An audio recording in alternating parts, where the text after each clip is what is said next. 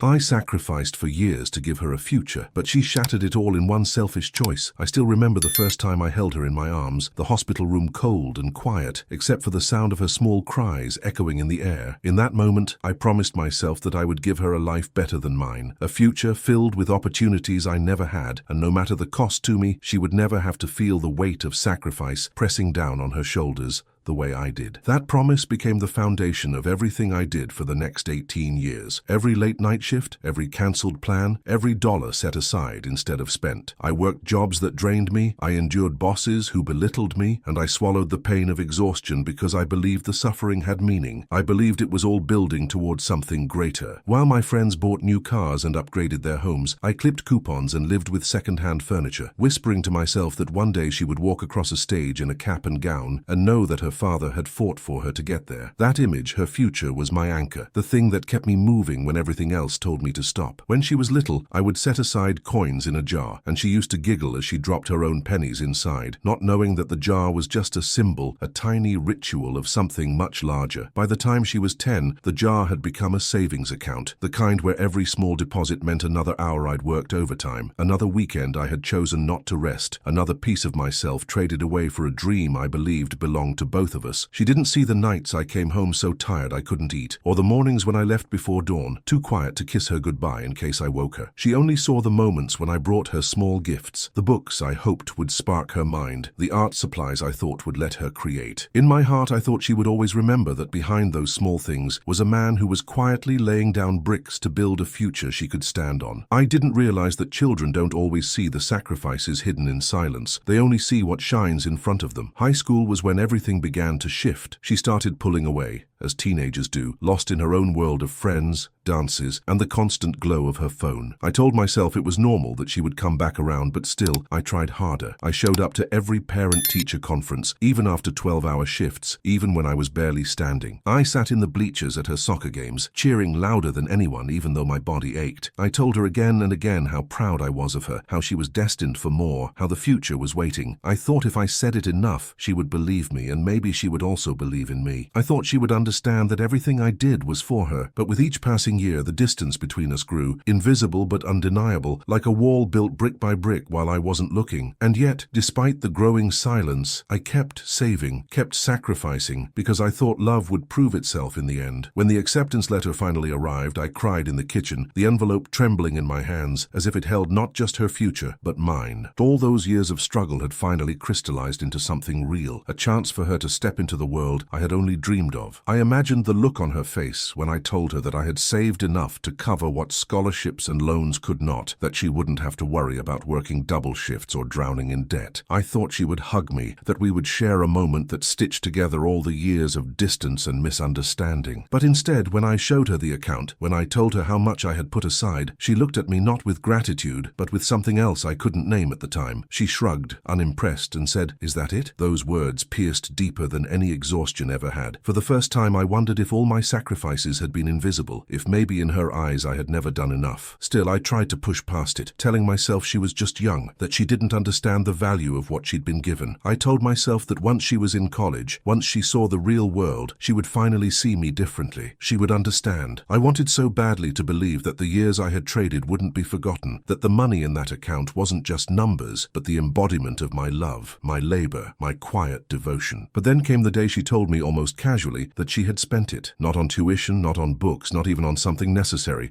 She had drained the account on luxuries, on experiences, on things that vanished as quickly as they appeared. She looked me in the eyes and told me she deserved it, that after all I had never really given her enough, that she had earned the right to take what she wanted. My chest tightened as she spoke, as if each word was hammering away at the foundation of everything I had built. I wanted to scream. I wanted to shake her and ask if she knew what it meant to go without, to count every dollar, to wonder if the electricity bill could wait another week so that I could deposit a little more into her future. I wanted to tell her about the nights I came home too sore to lie down, about the birthdays I spent at work, because missing a shift meant losing a chance to save. But when I opened my mouth, no words came. The silence between us swallowed everything I wanted to say, and in that silence I saw the truth. She didn't see me. She didn't see the man who had built his life around her. She only saw what wasn't enough. And in her eyes, no matter what I had given, no matter what I had sacrificed, it was always going to fall short. In the days that followed, I found myself staring at old pay stubs, at the records of deposits into that account, as if I needed proof that my life had meant something, that my labor had not been in vain. I replayed memories in my head. The time she laughed as we dropped coins into that jar, the look on her face when she unwrapped the art supplies, the nights I sat at the kitchen table helping her with homework, even though my eyes could barely stay open. Were those moments illusions? Had I been fooling myself into believing she understood even a little what I was trying to do for her? The money was gone, but what hurt more was the realization that perhaps the bond I thought we had never existed the way I imagined. I kept working because what else was there to do? The world doesn't stop for heartbreak, and bills don't pause for grief. But everything felt heavier. My body ached the same, but now there was no meaning behind the pain. The hours stretched longer, the nights grew colder, and every time I saw her, the distance widened. She avoided me, or worse, she looked at me with a kind of pity, as if I were a relic of a life she had already outgrown. I wondered if this was the future I had worked for, a child who believed I had never done enough, who took what I had built and burned it without looking back. The thought kept me awake at night, staring at the ceiling, questioning every decision I had ever made. Friends told me I should let it go, that kids don't understand until they're older, that maybe one day she would come around. But I couldn't silence the echo of her words. You never did enough. They replayed in my mind over and over, drowning out the memories of the sacrifices I had made. I tried to tell myself they were wrong, that I had done everything I could, but the doubt seeped in like poison. Maybe she was right. Maybe I had never given her enough. Maybe my best was always going to be less than what she needed. The more I thought about it, the more I realized that the account, the money, the savings, it wasn't just about her education. It was about me proving that I was worth something, that my life of struggle had meaning. And when she spent it, she didn't just take the money, she erased the proof. Now, when I look at her, I don't just see my daughter. I see the reflection of my failures, the embodiment of everything I couldn't give, everything I couldn't be. She is living her life as if nothing happened, while I am left carrying the weight of what was lost. I still love her, God knows I do, but it's a love scarred by disappointment, by betrayal, by the realization that love and sacrifice are not always enough. Sometimes, no matter how much you give, it will never fill the emptiness in someone else's heart. And that is the truth I live with now, that I built my life around a promise, and in the end the promise was broken not by me, but by the very person I made it for. The breaking point came one evening when she walked into the kitchen with that casual air, tossing her phone onto the counter like nothing in the world weighed on her shoulders, while I sat staring at the empty ledger of the account I had spent nearly 2 decades building. The silence between us was thick, almost unbearable, and I finally asked her why she had taken what was meant for her education, why she had spent it on fleeting pleasures, why she could look at me with such indifference while I sat broken in front of her. She didn't flinch, she didn't hesitate. She looked at me as though I were some outdated relic, clinging to a world that no longer mattered. Because it was mine, she said, her voice sharp, cutting, final. And because you never gave me enough. You never did enough. Those words struck me like a blade through the chest. I had imagined anger, maybe regret, but not this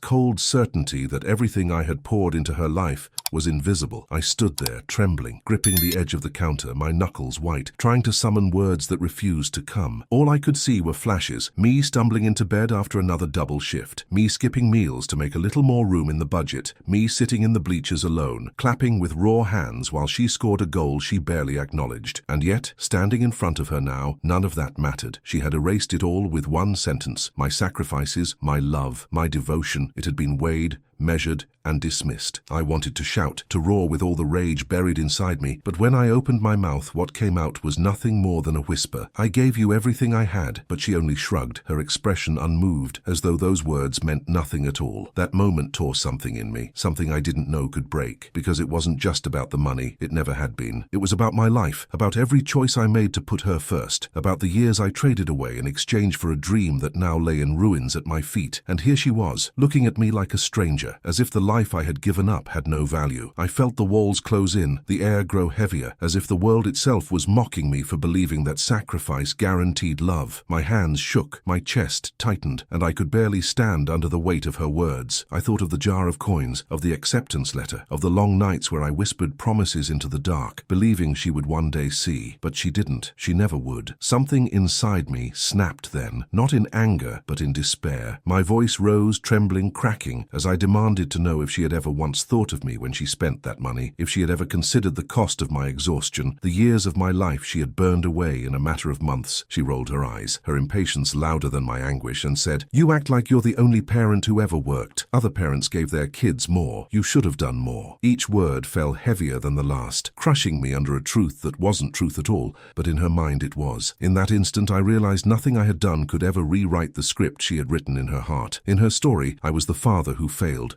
no matter how much I had bled for her. My knees nearly buckled and I had to steady myself against the chair. I could hear my heartbeat pounding in my ears, louder than her words, louder than the silence that followed. I thought of all the years I told myself that love was proven through sacrifice, that children always came to understand when they were older. But looking at her now, standing tall, defiant, I saw no trace of recognition, no flicker of gratitude, only judgment, only disdain. And in that moment, it hit me harder than any physical blow could. She didn't just spend the money, she spent my life. Every hour, every sacrifice, every ounce of myself I had poured into her. It was gone, erased, forgotten, and I was left empty, standing in the ruins of a dream that had never belonged to her in the first place. The argument spiraled, voices rising, emotions colliding like storms. I told her she had betrayed me, that she had destroyed the future I built with my own hands, but she only fired back with accusations, that I had been absent, that I had cared more about money than about her, that I had never understood what she needed. Her words were daggers, each one twisting deeper, and the worst part was that she believed them. She truly believed that my sacrifices were not love, but neglect, that my devotion was not enough. I tried to remind her of the nights I stayed awake with her when she was sick, of the times I put her needs before my own, of the dreams I gave up so she could have hers, but she shook her head, her face hard as stone. To her, those moments were not proof of love, they were proof of insufficiency. I felt myself unraveling as though the very core of who I was had been ripped apart. For 18 years I had defined myself by my role as her father, by the belief that every choice I made was shaping her future for the better. But now, in her eyes, I was not a hero, not even a provider. I was a failure, a man who had tried and fallen short. The ground beneath me seemed to give way, and for the first time I questioned whether my life had meant anything at all. If love could be dismissed so easily, if sacrifice could vanish without recognition, then what was left of me? Who was I without her validation, without her acknowledgement? The thought consumed me, left me hollow, staring into a mirror that reflected not a father, but a man undone. At one point I shouted louder than I ever had, my voice echoing off the walls,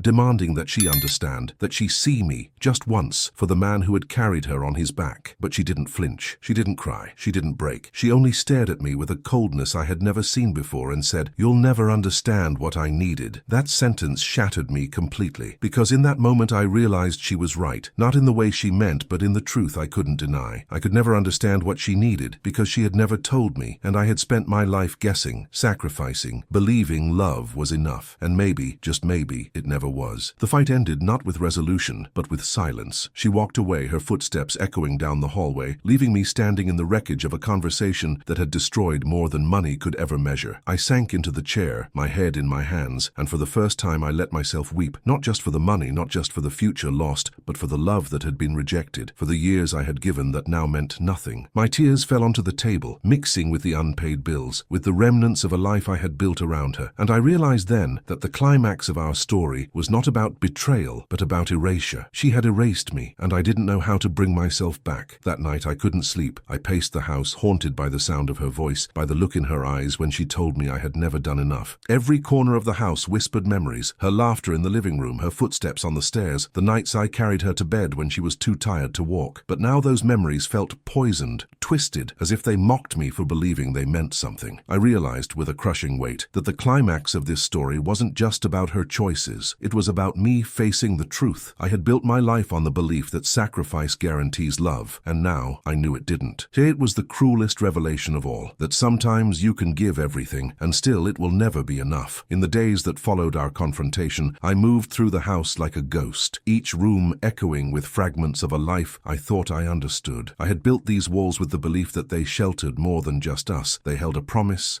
a legacy, a testament to endurance. But now, stripped of illusions, I began to see them differently. The photos on the wall, once symbols of love, now looked like snapshots of a performance I didn't realize I was giving. A father smiling through exhaustion, masking the quiet desperation of a man pouring his soul into a well that would never fill. And yet, even in the shadows of disappointment, something stirred. I realized that I had spent so long defining myself by her perception of me, by her acknowledgement, that I had forgotten to see myself. I had forgotten that my worth was not measured by her gratitude, but by the truth of the sacrifices themselves. Whether she saw them or not, they were real, they existed, they were mine. I started to look back, not through the lens of her judgment, but through my own eyes. I remembered the nights when the fridge was nearly empty, and yet I found a way to put food on the table. I remembered the winters when I went without a new coat so she could have one. I remembered the joy in her laughter when she was small, when she didn't yet measure my love by the weight of money or compare me to what others could give. Those moments were not illusions, they were truths, and even if she chose to erase them, I could not. Slowly, painfully, I began to understand that my story could not end in her rejection. If I allowed her words to define me, then I would be discarding not just her future, but my own past, my own dignity, my own humanity. And so I began the slow process of reclaiming myself, piece by piece, memory by memory, sacrifice by sacrifice.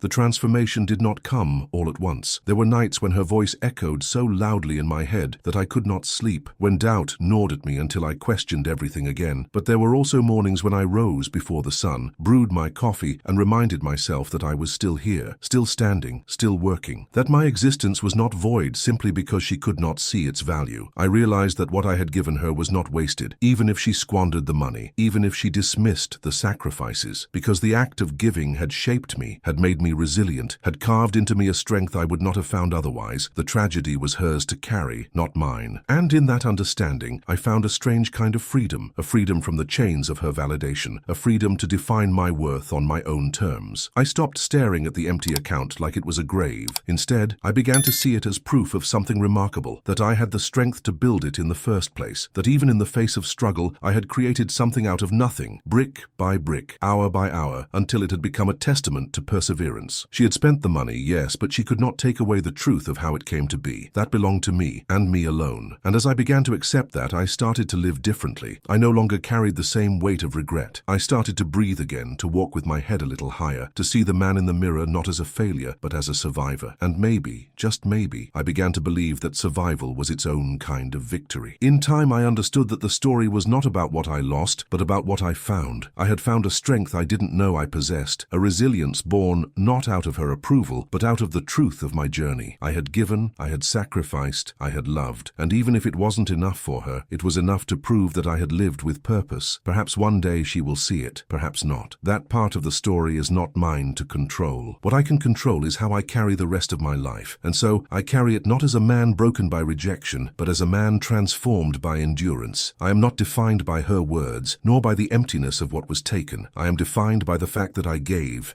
and I loved, and I endured. And in that I am enough. Looking back now, I realize that this story was never just about money. It was about love, sacrifice, and the fragile hope that what we give to others will be seen, valued, and remembered. I once believed that saving for her college fund would be the ultimate proof of my devotion, the undeniable evidence that I was a father who gave everything he had. But what I've learned is that proof doesn't always matter. People see what they want to see. Sometimes, no matter how much you sacrifice, it will never be enough for someone who measures you only by what you couldn't give instead of by what you did. That truth hurts. It cuts deeper than I can put into words, yet it is also freeing, because it reminds me that my worth is not tied to her recognition or her gratitude or even her love. My worth exists because I endured, because I gave, because I lived with purpose even when no one noticed. I know now that healing doesn't come from waiting for her to understand me. Healing comes from understanding myself, from reclaiming the years of sacrifice as a testament, not a failure, from realizing that every long night, every drop of sweat, every aching bone was not in vain, because they shaped me into someone unbreakable. And though she may never acknowledge it, I see it clearly now. The measure of a parent, of any human being, isn't in whether others say you did enough. It's in whether you kept going when it would have been easier to give up. By that measure, I did more than enough. I carried a dream for nearly 2 decades, and even though it didn't turn out the way I imagined, I can say without hesitation that I gave everything I had. And sometimes that has to be enough. So if you are listening to my story, if you hear the weight in my voice, let it be a reminder. Do not tie your worth to the gratitude of others. Do not build your entire identity on the fragile hope that one day they will see your sacrifices, because sometimes they won't, sometimes they can't. And if you let their blindness define you, you will lose yourself completely. Instead, stand tall in your truth. Acknowledge the pain, but also the perseverance. Remember that your effort, your struggle, your devotion, they exist whether or not anyone applauds. They are written into the very fabric of who you are, and no one can erase that. Not even the people you gave everything for, especially not them. I don't know what the future holds for my daughter and me. Maybe one day she will see the truth. Maybe she will never understand. But I cannot wait for that day to feel whole. I cannot live suspended in the hope of her recognition. What I can do is carry forward wiser, stronger,